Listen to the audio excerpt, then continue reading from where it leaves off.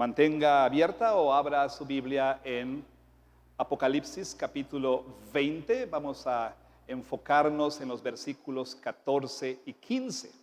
De esta manera vamos a llevar a su conclusión la exposición del capítulo 20 de Apocalipsis.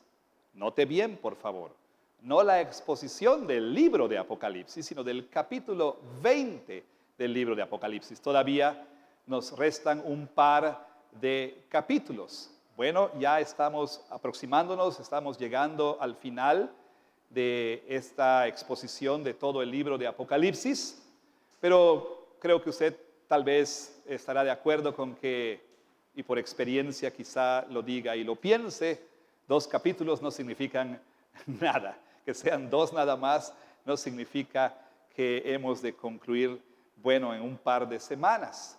En realidad pienso emplear algo de tiempo en esos 2 capítulos por muchas razones. Quizá una de las principales es que allí el Señor describe para nosotros la herencia de los santos, la recompensa que han de tener los siervos fieles de Jesucristo. Y es muy importante que podamos meditar en aquello que nos aguarda. De esta manera recibir aliento, ánimo para ser fieles, para servir al Señor con temor y temblor, para servirle con fidelidad. Bueno, el día de hoy vamos a, como le dije, a centrar nuestra atención en los versículos 14 y 15, pero debo decir algo que es muy importante. Esta mañana no hemos, o mejor dicho, no he de tener, digamos, un sermón estrictamente hablando expositivo. Más bien va a ser una especie de sermón temático, es decir, vamos a hablar de un tema. Y la razón es que la semana pasada vimos la ruina de Satanás y vimos cómo Satanás, hace 2 semanas, mejor dicho, fue derrotado finalmente. Y la semana pasada vimos el juicio final ante el gran trono blanco y terminamos con la frase que encontramos ahí en el versículo 15, aquel que no fue hallado inscrito en el libro de la vida fue lanzado al lago de fuego. Juzgué conveniente emplear un tiempo para describir en cierto detalle, no puedo hacer justicia a este tema en el tiempo que tengo disponible, pero para describir en cierto detalle el infierno. El infierno. Debo advertirle, no será un sermón placentero, no será fácil de escuchar, pero sí muy necesario.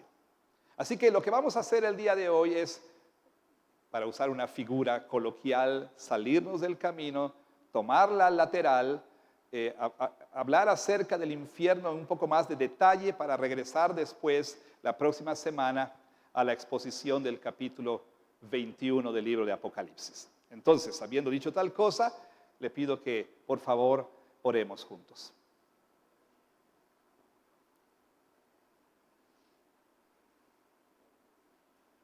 Padre, nos inclinamos delante de ti, reverentes. Hemos escuchado tu palabra. Rogamos, Señor, por aquel que la expone el día de hoy, dale la gracia de hacerlo de una manera clara, llena de compasión, de pasión, de un sentido de urgencia, como heraldo del Rey, como quien habla en nombre del Dios Todopoderoso. Permítele hacer esta exposición de manera seria, precisamente por lo que está en juego. Padre, concédele sobre todo hablar fielmente tu palabra. Concede a cada uno de los que has traído oídos para oír. Concede a cada uno de nosotros, Señor, un corazón manso, humilde. Concédenos, Señor, la gracia de escuchar, entender, creer y obedecer tu palabra. Para tu gloria lo pedimos en el nombre de Jesús. Amén y amén. Este año, una empresa mexicana, bueno, por lo menos sus oficinas aquí en México, realizaron un estudio. La empresa es Ipsos y realizó un estudio, es decir, una encuesta entre muchos mexicanos, y la encuesta revela que el 71% de los encuestados manifestó creer en el cielo y el 56% manifestó creer en el infierno. O sea, más de la mitad de los mexicanos todavía creen en el infierno. Ahora le pregunto a usted, ¿cree usted en el infierno? Es posible que entre este, pues digámoslo así, alto o número grande, si ustedes quieren, de mexicanos que creen en el infierno, es posible que entre ellos haya toda clase de ideas erróneas y mitos acerca del infierno. Uno de los más populares es, por ejemplo, que el infierno va a ser un lugar de fiesta permanente. Algunos dicen, yo no quiero ir al cielo porque todas las bonitas van a ir al infierno y va a haber fiesta y vamos a disfrutar por siempre. Es uno de los mitos populares que se escucha entre la gente. Otro mito es que el infierno es el lugar donde el diablo reina, donde tiene su trono. Y así como estos, hay muchos otros mitos. Entonces, es posible que este 56% de mexicanos que creen en el infierno tenga ideas erróneas con respecto al infierno. Pero también es posible que aún entre los evangélicos, entre nosotros que nos preciamos de ser reformados en nuestra teología, es posible que también tengamos ideas equivocadas con respecto a el infierno. Pero fíjese usted que la creencia en el infierno está decreciendo en el mundo o no se toma con seriedad. Pero lo más triste es que el infierno está desapareciendo también de la enseñanza de la iglesia. Es muy triste que entre aquellos que se autoproclaman o se confiesan como evangélicos y entre estos maestros de la Biblia reverenciados, teólogos, tales como John Stott, por ejemplo, han negado la existencia del infierno. Pudiera mencionar muchos ejemplos. El nombre quizá no será conocido. Pero escuche lo que dice este teólogo de nombre Clark Pinnock, quien a pesar de llamarse a sí mismo evangélico, desecha el infierno, despide al infierno, rechaza la idea del infierno, haciendo una especie de pregunta retórica. Dice, ¿cómo puede uno imaginar, dice Pinnock, cómo puede uno imaginar por un momento que un Dios que dio a su Hijo para morir por los pecadores debido a su gran amor por ellos, instalará o instalaría una cámara de tormento en algún lugar de la nueva creación para sujetar a aquellos que le rechazan a dolor eterno? Dice Pinnock. ¿Cómo puede uno imaginar tal cosa? ¿Cómo puede uno imaginar que un Dios de amor haría semejante cosa? Y Él no está solo. Muchos hacen eco a este sentimiento. Muchos rechazan el infierno apelando a que un Dios de amor jamás haría semejante cosa. Muchos niegan la realidad del infierno afirmando que la Biblia no lo enseña. Pero si la Biblia no enseña la realidad del infierno, ¿qué es lo que la Biblia entonces enseña con respecto al futuro de los incrédulos. Bueno, el día de hoy, quizá los dos desafíos contemporáneos, precisamente, los dos desafíos más grandes con respecto a la doctrina del castigo eterno de los malvados en el infierno, quizá dos de los desafíos más grandes, como decía entonces, son el llamado universalismo y también, por otro lado, está esta perspectiva que se conoce como aniquilacionismo. Sí, dígalo 10 veces seguidas. Bueno, esta doctrina llamada universalismo enseña que al final todos los seres humanos serán salvos. Todos, absolutamente todos. Y eso incluye gente como Hitler, eso incluye el más deplorable ser humano, el que usted pueda pensar. Esto incluye a todos, sin excepción, todos serán salvos. Al final, Dios, en su gran amor, Dios ha de conceder salvación a todos. Algo así como, bueno, el papá que ha amenazado con castigos y al final de cuentas dice, bueno, que Dios va a perdonar a todos y Dios va a salvar a todos. Eso se le conoce como universalismo. Es más complicado, más complejo que esto, pero en aras de la simplicidad, permítame dejarlo ahí. La otra doctrina que tiene que ver con la aniquilación, lo dije bien, con la aniquilación de los malos, precisamente enseña que los incrédulos ultimadamente serán destruidos al momento de su muerte. Y esta es una doctrina que encuentra entre los testigos de Jehová, por ejemplo, y entre otros grupos sectarios, entre otros grupos heréticos, pero entre los evangélicos hay también quienes creen en variantes de esta doctrina. Entre los evangélicos que sostienen una forma de esta enseñanza, pues se afirma que la destrucción, la aniquilación de los incrédulos tomará lugar no en el momento de su muerte, sino después de un periodo de tiempo de sufrimiento en el infierno. O sea que Dios dirá, suficiente, ya, no más. Creo que ya sufrieron lo suficiente, entonces simplemente los destruye y dejan de existir. Bueno, hay una variante de esta enseñanza dentro del evangelicalismo que se conoce como condicionalismo, o también se le llama inmortalidad condicionada. ¿Qué quiere decir esto? El condicionalismo enseña que Dios creó a todos los seres humanos con potencial inmortalidad. No con inmortalidad, sino con potencial inmortalidad.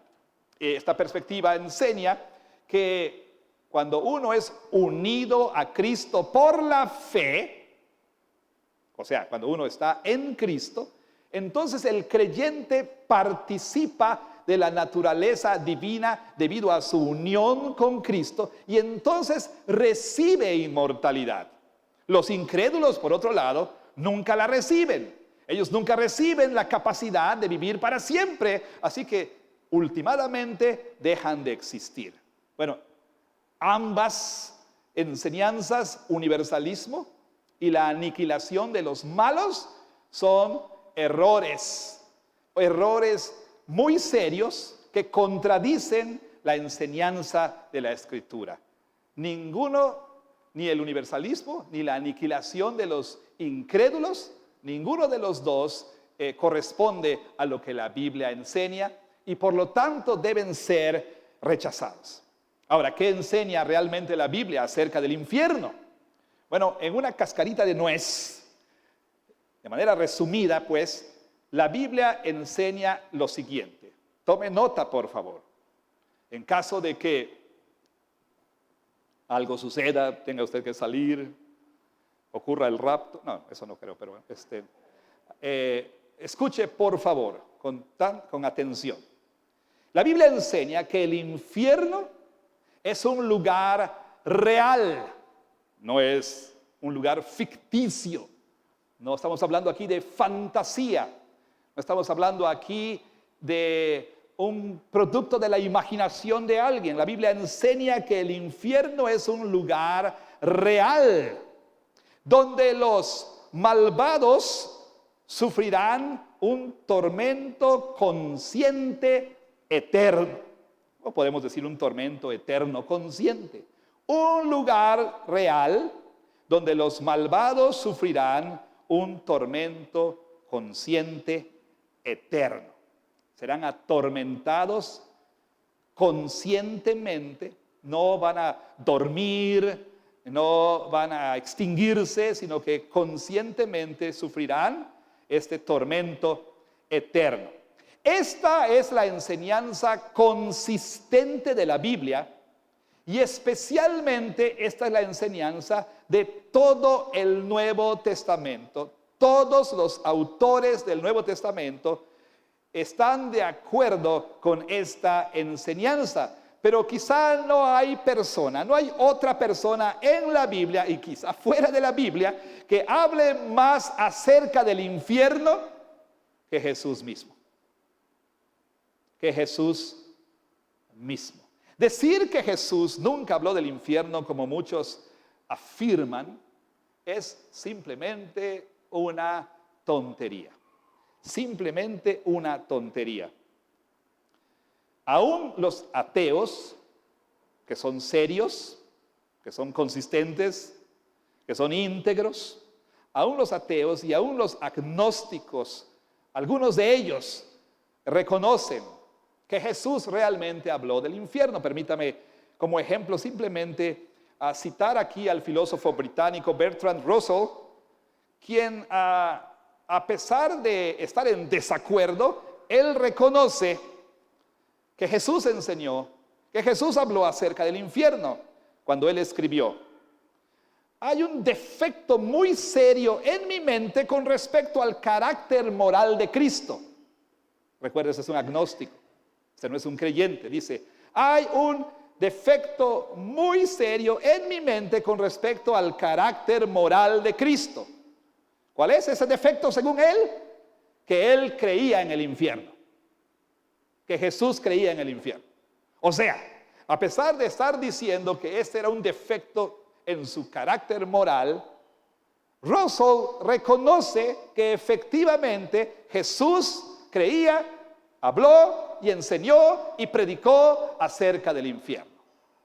Realmente el decir que Jesús nunca habló del infierno es, por decirlo menos, ignorancia. Porque cuando vamos a los evangelios, encontramos que Jesús es la persona que habló más acerca del infierno. Como dice R.C. Sproul, la mayoría de la enseñanza bíblica acerca del infierno viene de los labios de Jesús. Viene de los labios de Jesús. Jesús describió el infierno como un lugar de total oscuridad, como un lago de fuego, como un lugar de lloro y crujir de dientes, un lugar de tormento donde el gusano no muere, entre otras horrendas imágenes. Y es precisamente una de estas imágenes, el lago de fuego, que encontramos en nuestro texto el día de hoy, es decir, Apocalipsis capítulo 20, versículos 14 y 15, donde leemos lo siguiente: y la muerte y el Hades fueron lanzados al lago de fuego. Esta es la muerte segunda. Y el que no se halló inscrito en el libro de la vida fue lanzado al lago de fuego. 2 veces en estos 2 versículos, al menos en la Reina Valera, se menciona el lago de fuego. En otras versiones se menciona 3 veces, de hecho, en esos 2 versículos, la frase el lago de fuego. Ahora, esta es quizá la segunda vez en el libro de Apocalipsis donde se menciona la realidad de este lago de fuego. La primera se encuentra en el capítulo 14 y, sin mencionar de manera explícita el lago de fuego, la descripción es semejante. Leemos nosotros en el versículo 9 y versículo 10 y 11 una descripción bastante gráfica de este lugar, y se nos dice que aquel que adore a la bestia o reciba su marca, será atormentado con fuego y azufre delante de los santos ángeles y del Cordero. Sería realmente muy difícil que Juan estuviera hablando de dos lugares diferentes, no por el hecho que en el 14 no menciona explícitamente el lago de fuego, no quiere decir que se está refiriendo al mismo lugar al que se refiere en el capítulo 20. Entonces, leemos en el capítulo 14 que aquellos que adoran a la bestia y reciben su marca serán atormentados con fuego y azufre. Apocalipsis 20, 14 y 15 dice que aquellos cuyos nombres no se hallaron inscritos en el libro de la vida fueron lanzados al lago de fuego. Ahora, ser lanzado al lago de fuego, aquí en Apocalipsis 20 se le llama la segunda muerte. Ya hemos hablado de esto cuando empezamos a exponer el capítulo 20, pero permítame simplemente decir que la primera muerte se refiere a la muerte física y la segunda muerte ocurre después de la resurrección de los malvados, los cuales son entonces, como hemos leído, echados al lago de fuego para su castigo eterno. A eso se le llama la muerte segunda. Recordará usted que el creyente participa en la primera resurrección, esto es decir, cuando muere, continúa viviendo en presencia de Dios. Al final de los tiempos, resucitará físicamente y entonces vivirá para siempre en los cielos nuevos y la tierra nueva. El no creyente al morir no va a la presencia de Dios, pero continúa existiendo en un lugar que a veces se le llama Hades, un lugar de tormentos, pero al final resucitará simplemente para ser enviado al tormento eterno, el cual se llama la segunda muerte. Bueno, aquí leemos algo que llama la atención. Versículo 14 dice que la muerte y el Hades fueron lanzados al lago de fuego. Obviamente esta es una personificación, por más que se afanen los seguidores del culto de la secta de la Santa Muerte. La muerte no es una persona. Esto es una personificación. El Hades no es una persona. Puedes pensar en Hades como el que sale en la película de Disney, en Hércules, ¿verdad? Pero esta es una personificación, no es una persona real. ¿Qué significa que la muerte y el Hades fueron lanzados al lago de fuego? Bueno, puede significar, creo yo, varias cosas.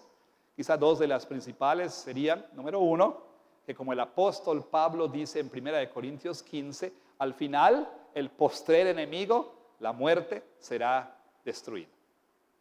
Hemos visto en el capítulo 19, el anticristo o la bestia, el falso profeta, son lanzados al lago de fuego. Capítulo 20, el dragón es arrojado al lago de fuego. Y aquí leemos entonces que las personas cuyos nombres no se hallaron inscritos en el libro de la vida también fueron lanzados al lago de fuego. Pero también se nos dice que la muerte y el Hades fueron lanzados al lago de fuego. Esto quizá apunta a la realidad de que últimamente viene el día cuando se cumplirá lo que el profeta Isaías dice en el capítulo 25 de su libro.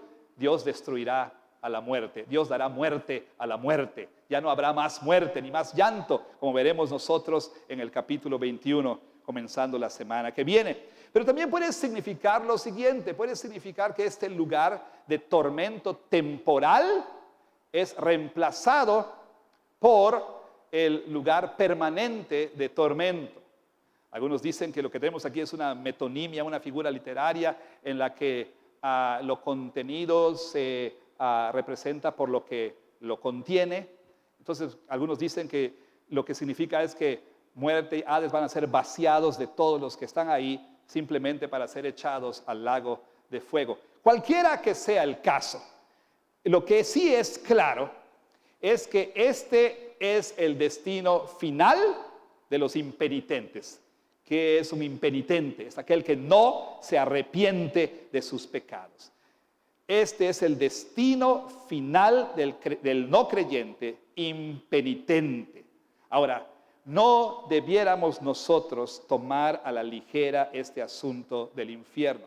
Yo sé que particularmente, como se dice aún en otros países, el mexicano siempre hace broma de todo, incluyendo la muerte, de ahí la celebración del Día de Muertos de manera juguetona, etcétera, para perderle el miedo a estas cosas. Y quizá podemos hacer broma tras broma tras broma acerca del infierno, pero no debiéramos nosotros tomar a la ligera, ni tampoco considerar que esto es una broma. El Señor no está bromeando aquí. Jesús no estaba bromeando cuando habló acerca del infierno, cuando advirtió acerca del infierno.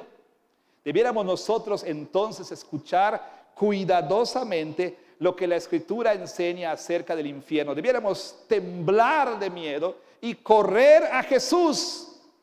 Jesús quien nos libra de la ira venidera.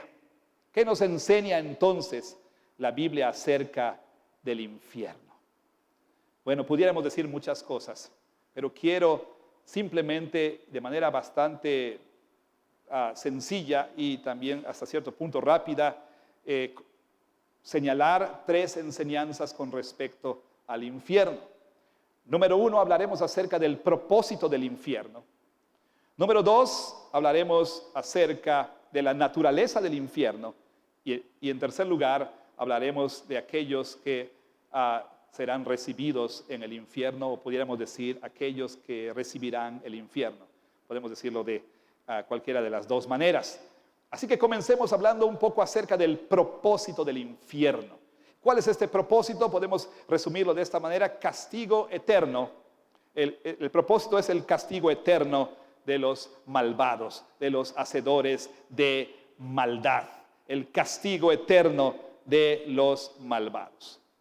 Cuando uno toma en consideración la enseñanza de Jesús, como la encontramos en los evangelios canónicos, por cierto, no los apócrifos, sino los evangelios canónicos, y cuando consideramos el resto del Nuevo Testamento, un cuadro horrendo empieza a emerger, empieza a surgir con respecto al infierno. La descripción principal del infierno en las Escrituras y particularmente en el Nuevo Testamento es que el infierno es un lugar de castigo, y este castigo es sufrimiento consciente eterno. Sufrimiento consciente eterno. Podemos ir a muchos lugares, pero vamos a ir a un par de textos, quizá 3, comenzando en Marcos capítulo 9, versículos 42 al 48. Vaya conmigo. Le dije que esta tarde tendríamos una especie de sermón temático y no expositivo. Marcos capítulo 9. O sea, pude haber tomado, por cierto, uno de los pasajes que habla del infierno y exponer el texto, pero quiero darle una imagen global de lo que la Biblia enseña. Dice así: cualquiera que haga tropezar a uno de estos pequeñitos que creen en mí, mejor le fuera si se le atase una piedra de molino al cuello y se le arrojase en el mar. ¿Qué está diciendo Jesús? Es preferible, sería preferible que don Corleone le dijera a sus matones: ponle botas de cemento y arrójalo desde la punta del muelle más largo del mundo, ¿sí? Y sería preferible morir ahogado de esa manera a enfrentar el infierno. Es lo que Jesús está diciendo. Y dice: si tu mano te fuera ocasión de caer, córtala. Mejor te es entrar en la vida manco que teniendo 2 manos ir al infierno.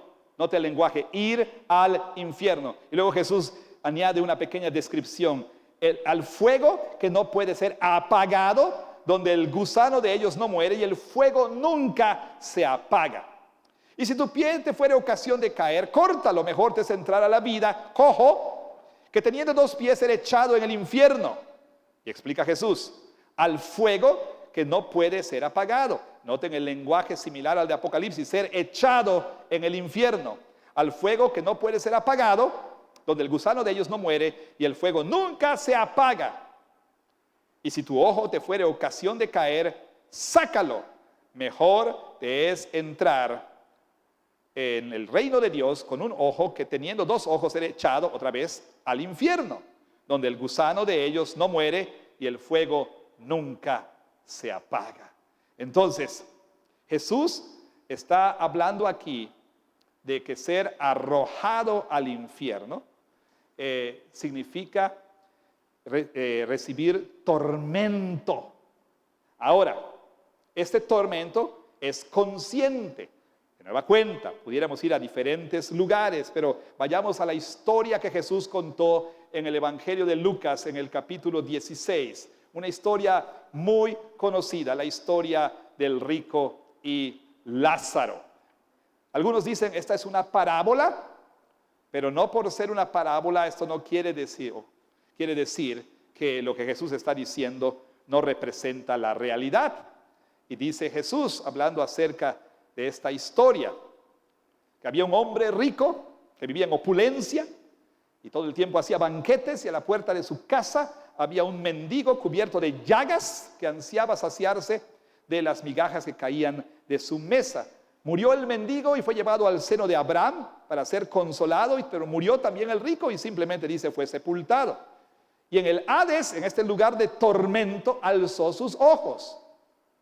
Estando en tormentos, ahí está, note usted, ese lugar es un lugar de tormento, pero es un lugar de conciencia también. Alzó sus ojos, vio de lejos a Abraham y a Lázaro y le dice, Padre Abraham, te ruego que mandes a Lázaro para que moje la punta de su dedo en agua y refresque mi lengua. Como siempre he dicho, ni aún en el infierno vemos penitencia, no vemos arrepentimiento. Sigue considerando a Lázaro como su inferior y sigue dando órdenes en el infierno. O sea, no hay cambio. No crea usted que la gente va a cambiar en el infierno. No crea usted que la gente se va a arrepentir en el infierno. Este hombre sigue dando órdenes y dice, Abraham, manda a este para que me sirva. No, aún en el infierno sigue siendo el mismo. Y entonces Abraham le dice, pues no se puede, porque hay una gran cima entre los dos, no se puede. Pero entonces le dice, pues por lo menos te ruego que lo envíes a mi casa, a mis 5 hermanos. Consciente, él está consciente. Aquí no hay aniquilación, aquí no hay el sueño de las almas. Él está sufriendo conscientemente este tormento. También encontramos en otros lugares, como en 2 de Tesalonicenses 1, 5 al 10, lo siguiente. Vaya usted conmigo a este pasaje donde el apóstol Pablo dice estas palabras. Dice, hablando del juicio de Dios, esto es demostración del justo juicio de Dios para que sean tenidos por dignos del reino de Dios. O sea, ellos estaban sufriendo por causa del evangelio. Y luego dice, porque es justo delante de Dios pagar con tribulación a los que les atribulan. Y a ustedes que son atribulados, darles reposo con nosotros cuando se manifieste el Señor Jesús desde el cielo con los ángeles de su poder, en llama de fuego, para dar retribución a los que no conocieron a Dios ni obedecen al evangelio de nuestro Señor Jesucristo. Llama la atención, ni obedecen al evangelio. ¿Por qué? Porque ante todo el evangelio es un mandato, es una orden. Jesús dijo, el reino de los cielos se ha acercado, por tanto, arrepiéntanse y crean en el evangelio. El evangelio no es una sugerencia, el evangelio es una orden, porque el rey está en su trono, el rey te manda a arrepentirte y creer en el evangelio. Pero la gente rechaza el evangelio, desobedece el evangelio, esto es, rehúsa arrepentirse y rehúsa creer y confiar en Cristo Jesús. Esos entonces, dice el apóstol Pablo, van a sufrir, versículo 9, pena de eterna perdición, excluidos de la presencia del Señor y de la gloria de su poder. Una vez más, el infierno es un lugar de tormento, de sufrimiento consciente y eterno. Sufrirán pena de eterna perdición, dice el apóstol Pablo. No podemos ni debemos entretener la idea de que Dios algún día dirá suficiente. Ya 1200 días fueron suficientes.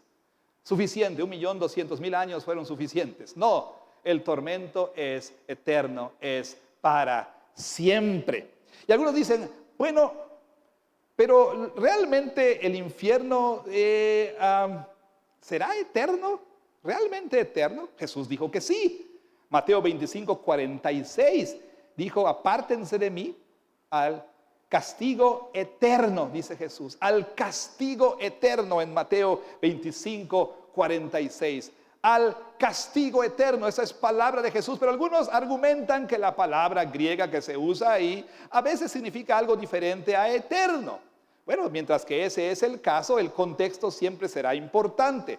Note usted cómo en Mateo 25:46 Jesús dice lo siguiente. Jesús describe el tormento de los malos y la recompensa de los justos en los mismos términos. Note el versículo 46 de Mateo. Sí, versículo 25-46, por supuesto. Dice, e irán estos al castigo eterno y los justos a la vida eterna. La misma descripción, tanto para el castigo como para la recompensa de los justos. Castigo eterno, vida eterna. Castigo eterno, vida eterna. Entonces, realmente este es un castigo eterno. Pero algunos dicen, realmente el castigo será separación eterna de la presencia de Dios. Y pues argumentan que el Pablo dice en Tesalonicenses, según de Tesalonicenses, que sufrirán pena de eterna perdición separados de la gloria de Dios y de su poder. Y dicen, bueno, realmente lo que va a suceder es que los malos simplemente van a ser separados de Dios y van a pasar toda la eternidad separados de Dios. Pero si ese fuera el caso, el infierno no sería un castigo para el malvado. Si algo quiere el pecador es alejarse de la presencia de Dios. Lo primero que Adán y Eva hicieron después de pecar fue esconderse.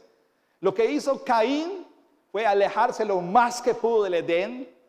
Y todos nosotros también no queremos a Dios en nuestra vida. No queremos la presencia de Dios en nuestra vida. Queremos ignorar a Dios, queremos hacer a un lado a Dios. No queremos su presencia en nuestra vida. Pero como dice una vez más Sproul, estar separado de Dios por la eternidad no es gran amenaza para el impenitente, para la persona impenitente. El impío, o sea, no hay nada que el impío quiera más que estar separado de Dios. Entonces, si el infierno es estar separado de Dios por la eternidad, pues eso va a ser la Navidad del no creyente. Va a ser un picnic eterno para el no creyente. Vaya, es como el día de hoy, ¿sí? Cuando ya no funcionan esos castigos, ¿verdad? Porque al joven le dice, pues te vas a tu cuarto. Dice, yes, ¿no? Porque puede estar con su teléfono todo el tiempo, ¿no? Sin que nadie lo moleste. Pues entonces, de manera tal vez similar, si el castigo eterno es estar separado de Dios, venga el infierno, bienvenido el infierno. Es como el esposo que pues no ama a su esposa y escucha que su esposa se va de vacaciones, se pone feliz porque va a estar separado de su esposa, ¿no? Porque no quiere estar con su esposa.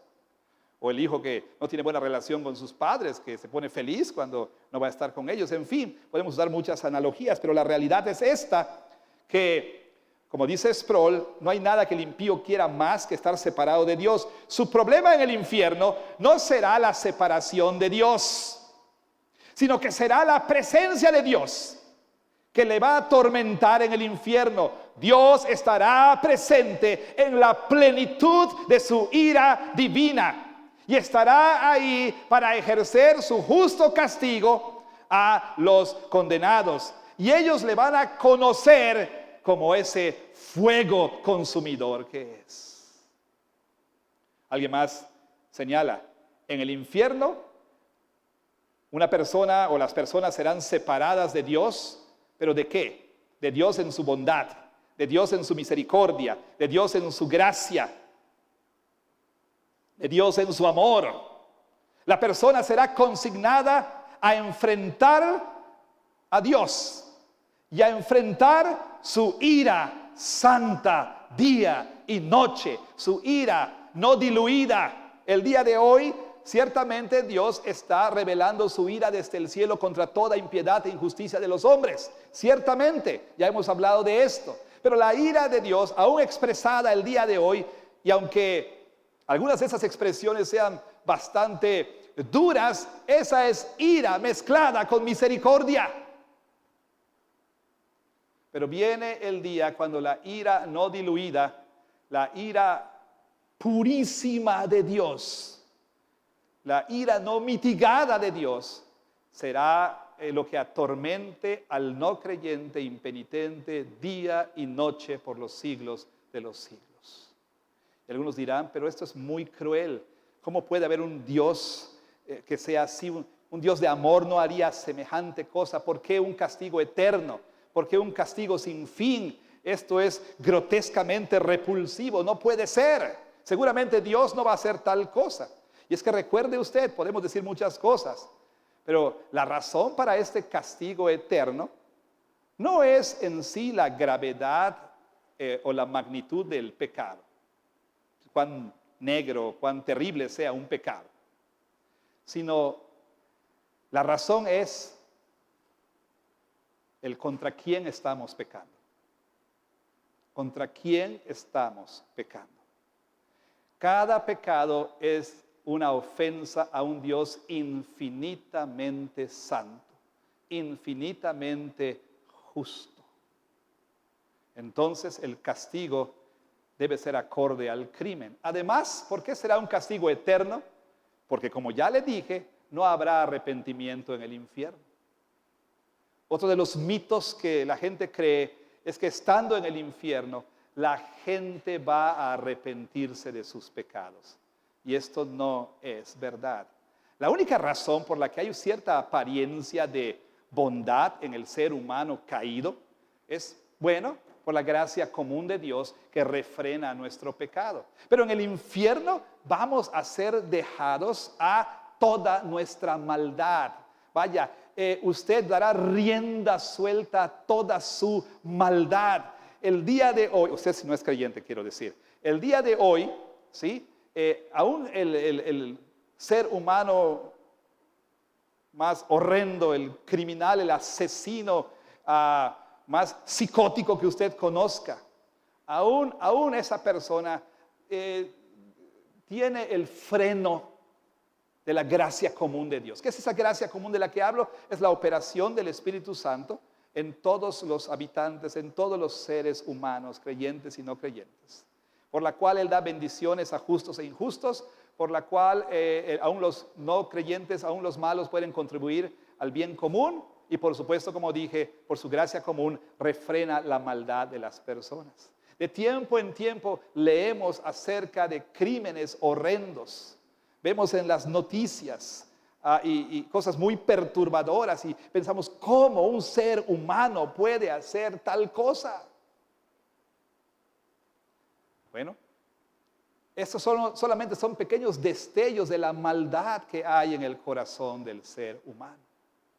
Y sin la gracia de Dios, el ser humano no puede arrepentirse, ni quiere arrepentirse, ni querrá arrepentirse. ¿Nunca usted ha experimentado esos 5 minutos en los que ni usted se aguanta a sí mismo? Imagínese ser dejado a su propio pecado, a toda la intensidad de su pecado. Y el tormento espiritual y psicológico y físico que las personas tendrán en el infierno. No habrá un momento en que la persona diga, me arrepiento, yo quiero salir de aquí, confieso mis pecados. Por eso es que será un castigo eterno, porque la gente en el infierno no se va a arrepentir.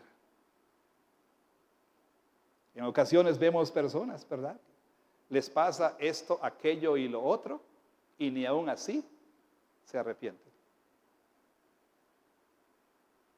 A veces decimos acerca de un pariente que sufrió un accidente y pensamos, ahora sí va a venir al Señor arrepentido. Por el contrario, se endurece cada vez más. Eso será la realidad en el infierno. Bueno, otras cosas pudiéramos decir acerca del propósito del infierno, pero es castigo para los malvados, un castigo de un tormento consciente y eterno. Ahora, una palabra acerca de la naturaleza del infierno. Le dije, este no es un happy sermon, no es un sermón feliz, ¿ok? No es un sermón para disfrutar con palomitas y refresco. Este es un sermón para escuchar con atención, como los demás también, pero en particular este. La naturaleza del infierno. Podemos decir muchas cosas, pero solamente quiero mencionar un par de ellas. Es el lago de fuego simbólico. O sea, ya describimos el infierno como un lugar de tormento consciente, eterno, de lloro y crujir de dientes, de fuego y azufre, donde el gusano no muere, etcétera, de tinieblas densas. ¿Es todo eso simbólico? Cuando Apocalipsis 20 habla del lago de fuego, está hablando de un símbolo. Y usted dirá, pastor, usted nos ha enseñado a lo largo de estos 2 años que el libro de Apocalipsis es un libro simbólico. Por lo tanto, el lago de fuego no es un lago literal, sino es simplemente un símbolo. Bueno, pudiera ser. De hecho, respetados y respetables comentaristas, teólogos y expertos en la Biblia están de acuerdo que todas las descripciones son simbólicas. Por ejemplo, J.I. Packer dice: no trates de imaginar cómo es el infierno. El error es tomar tal cuadro como descripciones físicas, dice Packer, cuando de hecho estas son realidades simbólicas. Pero antes de que uno diga, todo es simbolismo, Packer dice, estas realidades simbólicas o estos símbolos son mucho peores. O sea, las realidades son mucho peores que los símbolos mismos. O sea, uno puede decir, ay, qué bueno, el lago de fuego, después de todo es simbólico. Ya me estaba poniendo así medio. Pero lo que Packer está diciendo es que aunque sean símbolos, la realidad es mucho peor que el símbolo. Mucho peor que el símbolo. Y Sproul concuerda y dice, sospecho que son símbolos. Pero no hallo alivio en eso. No debemos pensar de ellos como meramente símbolos. Es probable que el pecador en el infierno prefiera un lago de fuego literal como su residencia eterna a la realidad del infierno representado en el lago o representada en el lago de fuego o por la imagen del lago de fuego. ¿Qué dice Sproul? Que a lo mejor es muy probable que el pecador en el infierno prefiera un lago de fuego literal a lo que el lago de fuego representa, a la realidad de lo que el lago de fuego representa. Y dice, la función de los símbolos es apuntar más allá de sí mismos a una realidad más intensa, más alta que el símbolo mismo y que lo que el símbolo mismo puede contener.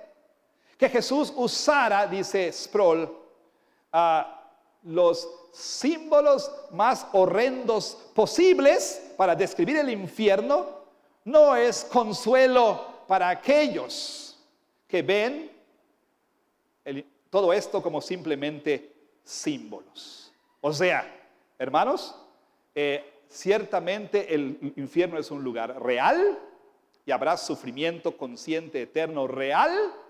¿Son estas descripciones símbolos? Tal vez, pero como dicen estos teólogos, la realidad a la que apuntan estos símbolos es mucho, mucho, mucho peor que lo que estos símbolos pueden describir. O sea, como Sproul dice, quizá hasta será preferible estar en un lago de fuego real que estar sufriendo lo que el infierno realmente será. Entonces, podemos decir, la naturaleza del infierno es un lugar real, sí. Quizá descrito este lugar de manera simbólica, pero un lugar real de un sufrimiento que ni aún los símbolos alcanzan a describir. Algo más con respecto a la naturaleza del infierno. Bueno, en el infierno habrá grados de castigos. No todos sufrirán la misma intensidad. Como decimos coloquialmente, para algunos el infierno estará más caliente que para otros. Y Dante, en su Divina Comedia, habla de los 9 círculos del infierno.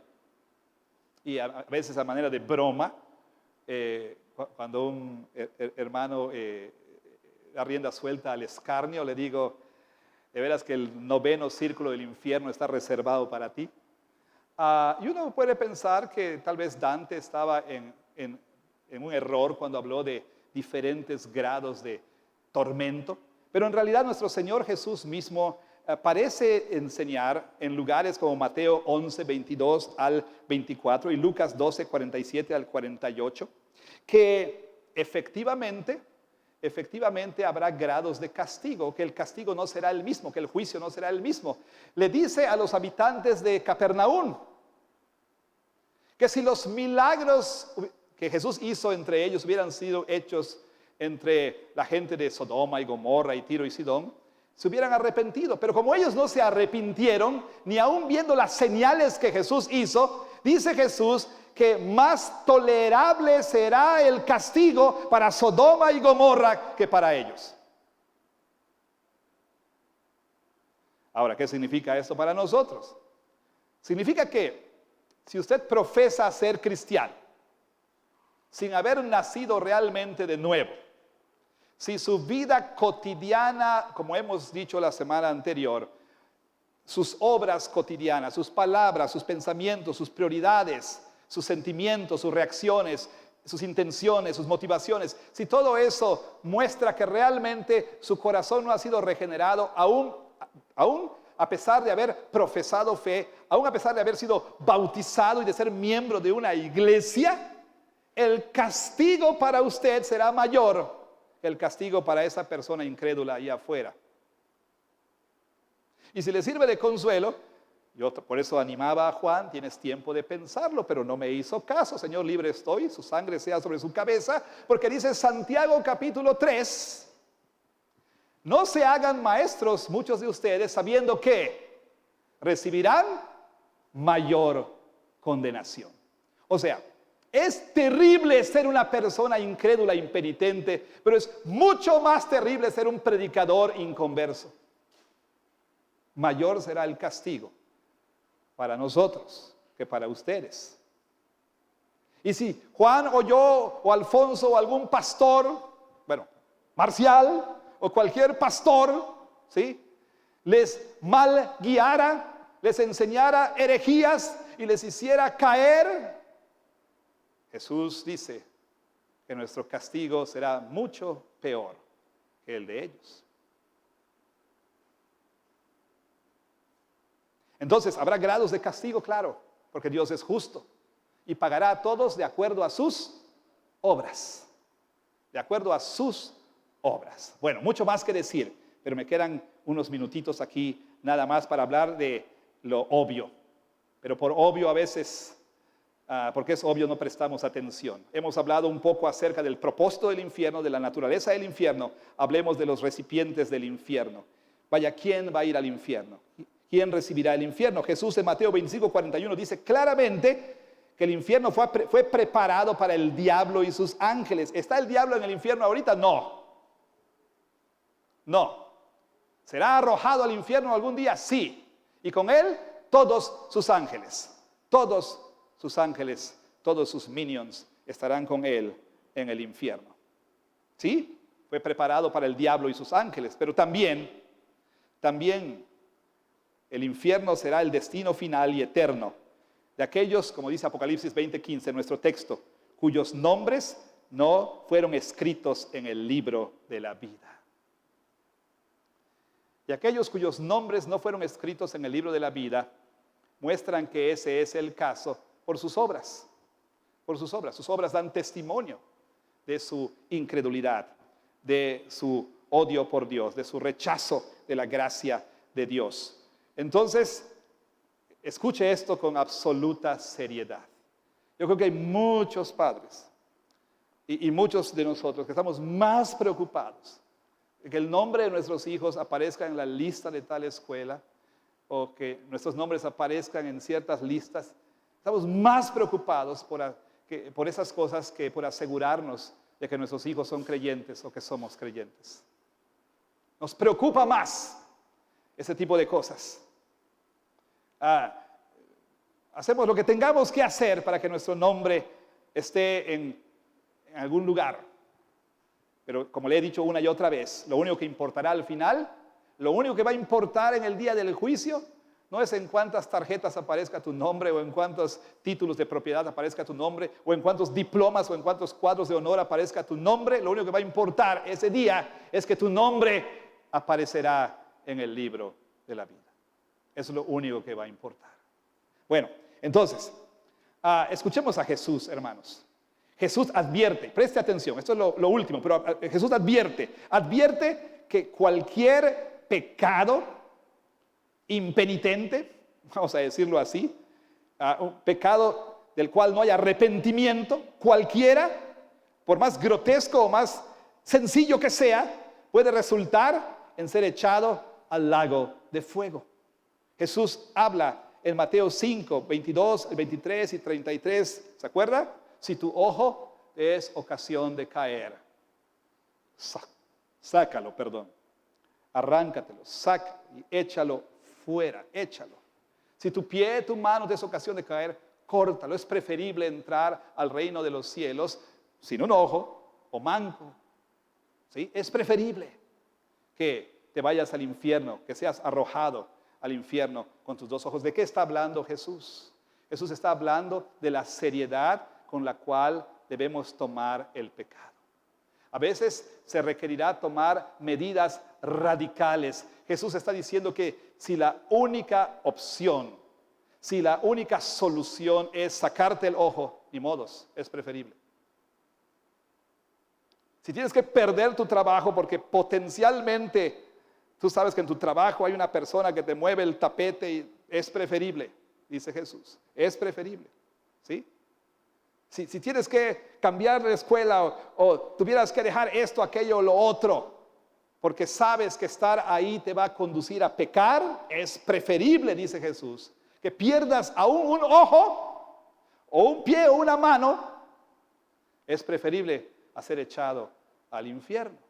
Entonces, cuando hay impenitencia, no hay arrepentimiento, cuando la persona toma trivialmente el pecado, cuando lo tomamos a la ligera, estamos ignorando que Jesús dice que un pecado del cual no hay arrepentimiento, ¿sí?, pues pudiera estar conduciendo, y de hecho, si no hay arrepentimiento, va a conducir a la persona al infierno. Y eso puede ser algo tan simple como lo que nosotros llamamos en buen yucateco mal carácter.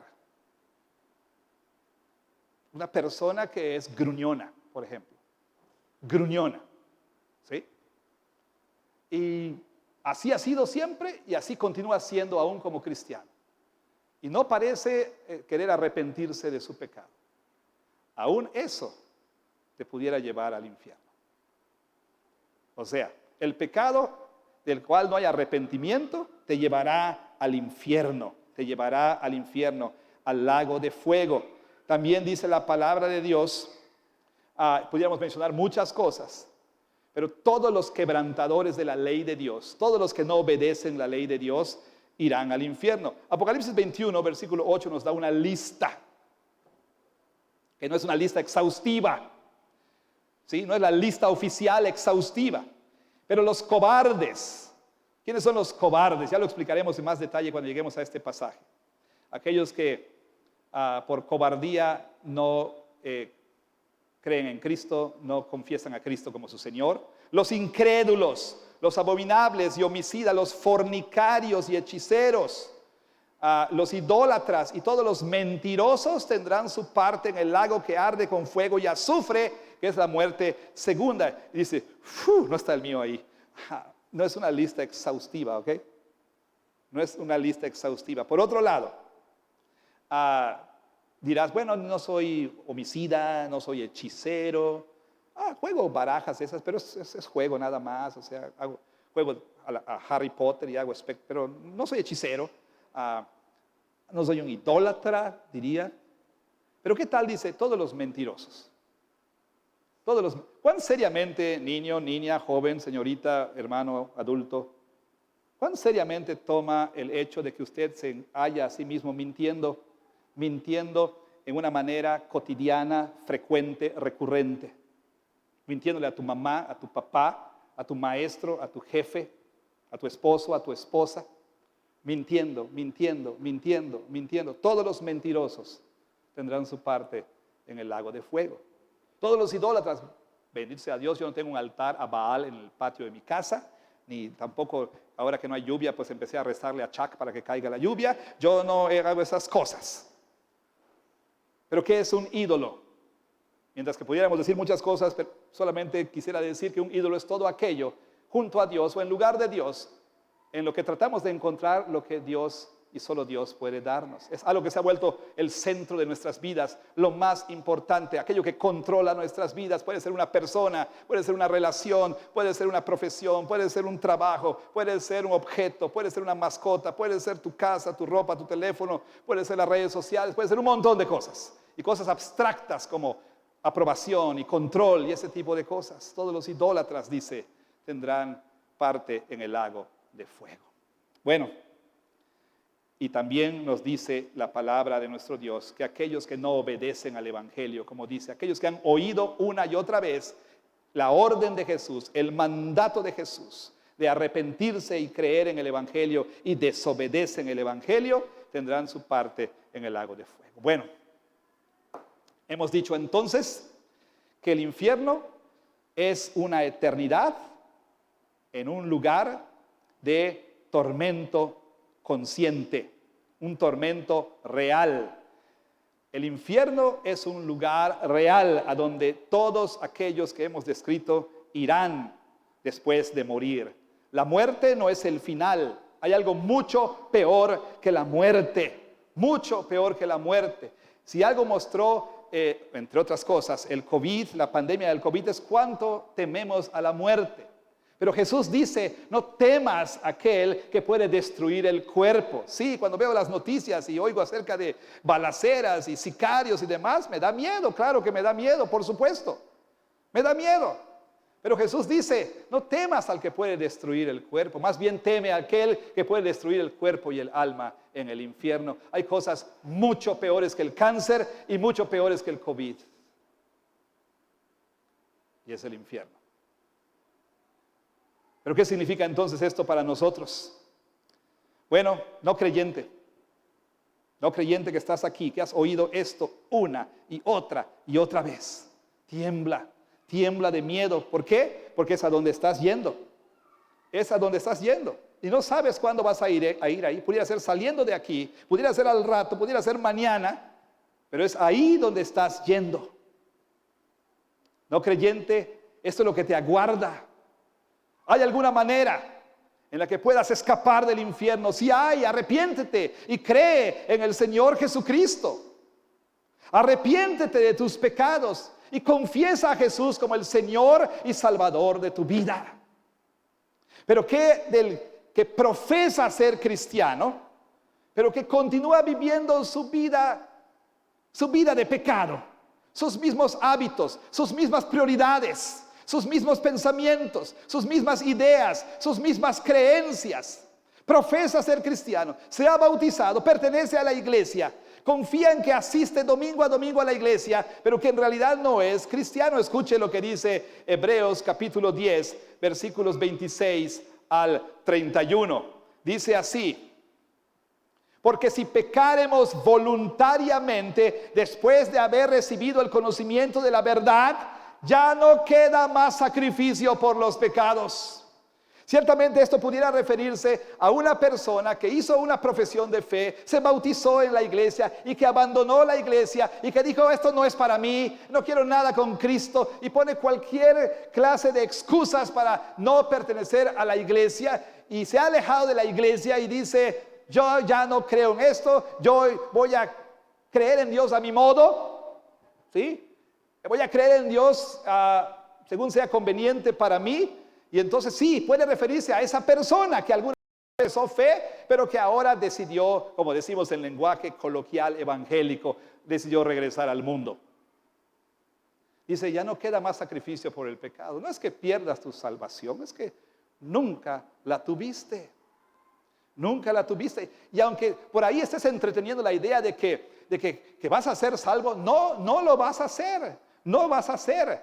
Escucha qué dice aquí el escritor de Hebreos. ¿Qué es lo que te espera? Una horrenda expectación de juicio y de hervor de fuego que ha de devorar a los adversarios. ¿Por qué? Ahí está el principio.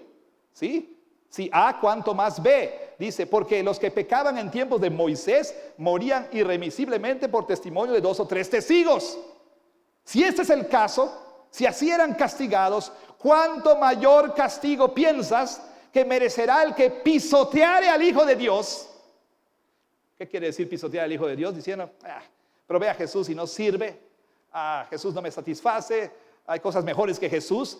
¿Cuánto mayor castigo piensas que merecerá el que pisoteare al Hijo de Dios y tuviere por inmunda la sangre del pacto en la cual fue santificado, hiciere afrenta al Espíritu de Dios? Pues conocemos al que dijo, mía es la venganza, yo daré el pago, dice el Señor. Y otra vez el Señor juzgará a su pueblo, a la comunidad visible del pacto, a los que profesan ser cristianos. El Señor juzgará a su pueblo. Horrenda cosa es caer en manos del Dios vivo. Ahora, pero ¿qué de aquel que no se aparta y profesa ser cristiano, pero está viviendo en desobediencia al Señor y ya le han exhortado y le han dicho y rehúsa arrepentirse? Bueno, exactamente lo mismo. A menos que haya arrepentimiento, la única expectación que puedes tener es esta horrenda expectación de juicio y hervor. Ahora bien, si eres uno de estos, arrepiéntete. Hoy mismo arrepiéntete. Y por último, ¿qué significa para el verdadero creyente? Para usted que ha creído en Cristo Jesús verdaderamente. Sí, usted no es perfecto, pero es un cristiano genuino. Usted ha escuchado todo esto y usted dirá, ¿qué significa para mí? Pues usted, creyente,